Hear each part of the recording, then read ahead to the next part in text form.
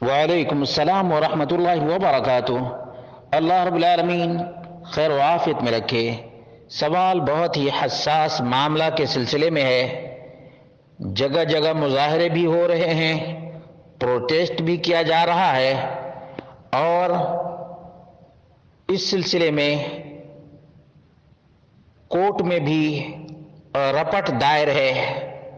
اگر کورٹ پردہ کے خلاف، حجاب کے خلاف فیصلہ دے تو مسلمانوں کو کیا کرنا چاہیے؟ اس کا جواب یہ ہے، آئین، قانون اور لاجک کے ذریعے سے مقابلہ کرنا چاہیے، اور خاص طور سے جو تمام تر ادیان اور مذاہب میں پردہ کی اہمیت ہے، اس کو اجاگر کرنا چاہیے۔ آئین، قانون اور لاجک اور تمام تر مذاہب میں جو حجاب اور پردے کی اہمیت ہے، اس کو لوگوں کے سامنے پیش کرنا چاہیے، تاکہ یہ آبرو باختہ لوگ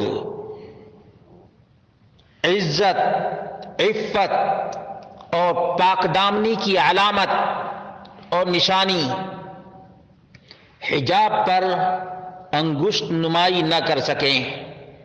افسوس کی بات تو یہ ہے کہ پردہ کی اہمیت کو بہت سے آزاد خیال قسم کے لوگ صرف کھانے پینے کی چیزوں تک محدود رکھتے ہیں۔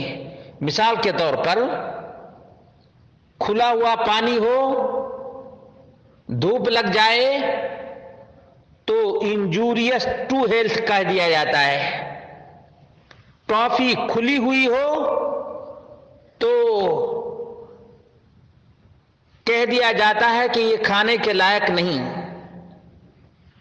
بنانا تھوڑا سا کھلا ہوا ہو تو نیگلیکٹ کر دیا جاتا ہے، کھانے کے لائق نہیں سمجھا جاتا ہے۔ اسی طرح سے جو بھی کھلی ہوئی چیز ہو، اس کو کھانے سے لوگ منع کرتے ہیں۔ کھانا بالکل پیک چاہیے،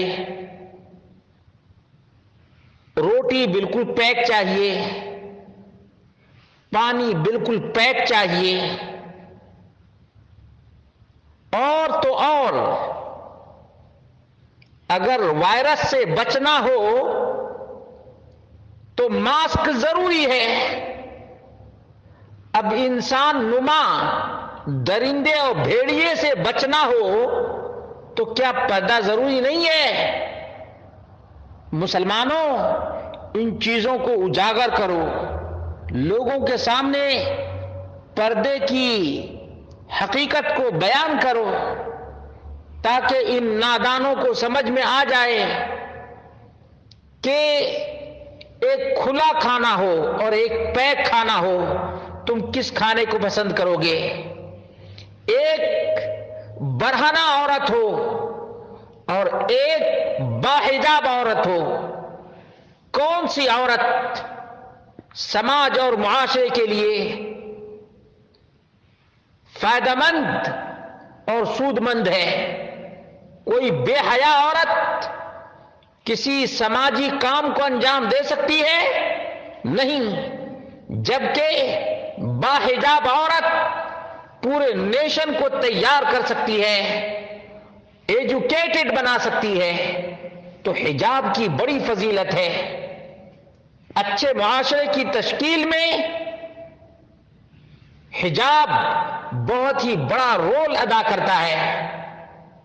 افسوس کی بات تو یہ ہے کہ یہ مادر پدر آزاد لوگ اللہ رب العالمین کے بیان کو اور اللہ رب العالمین کی حکمت کو نہیں جانتے۔